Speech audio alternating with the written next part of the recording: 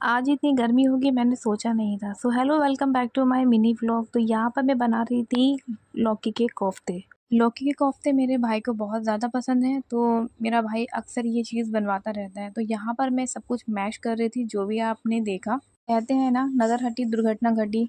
तो मेरी नज़र जैसे ही हटी, कढ़ाई पे रखा हुआ तेल पूरा जल गया। मेरे साथ में कढ़ाई भी जल गई, पर कोई बात नहीं। उसको फिर मैंने तेल को ठंडा करके एक-एक कोफ्ते को मैंने अच्छे से बनाया।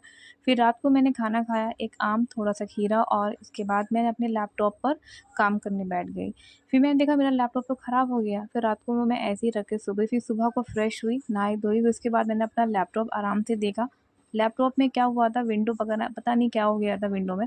तो इसके बाद मैंने अपने कज़िन ब्रदर से हेल्प लिया। फिर मैंने उसको अपना वीडियो वगैरह बना-बना के भेजा। फिर मुझसे बिल्कुल नहीं हो पाया काम, तो फिर मैंने खाना खाया। रात के कोफ्ते बने थे, तो वो मैंने उसे चावल से खाया और साथ में एक आम भी खाया।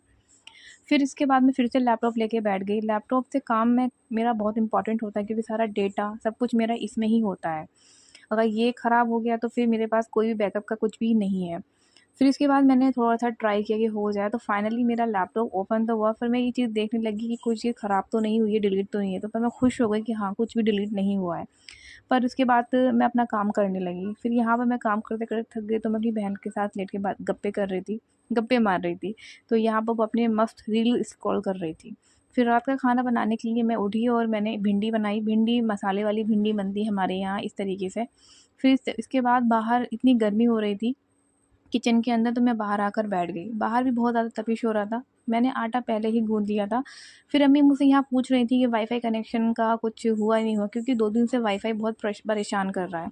फिर इसके बाद मैं रोटी बनाने आ गई थी। रोटी बनाते समय मुझे बहुत तेज़ गर्मी लग रही थी। बस यही सोच रही थी कि जल्द से मेरी रोटी बन जाए और मैं जाकर एसी के रूम में बैठूँ।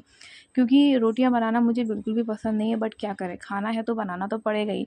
प्लीज़ बैकग्राउंड को अवॉइड कीजिएगा, क्योंकि ये गवर्नमेंट क्वार्टर है, तो इन्होंने हमें बिल्कुल भी अलमीरा वगैरह नहीं दी है और हम खुद से भी नहीं बनवा सकते।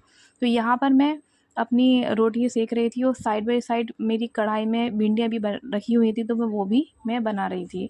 तो देखिए माशाल्लाह मेरी रोटी एकदम फूल गई है। मेरे भाई को इस तरीके की रोटी खाना बहुत ज़्यादा पसंद है।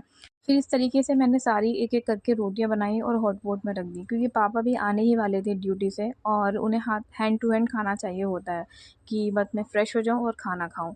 फिर इसके बाद मैंने रोटी बनाई। फिर साइड बाय साइड में ये देखती जा रही थी कि मेरी भिंडियाँ जली तो नहीं है। हमारे यहाँ मसाले वाली बिना पानी की भिंडी बनती हैं और बहुत ही टेस्टी लगती हैं। फिर मैंने मगरिब की नमाज़ पढ़ी और बाहर आ गई वॉक करने के लिए।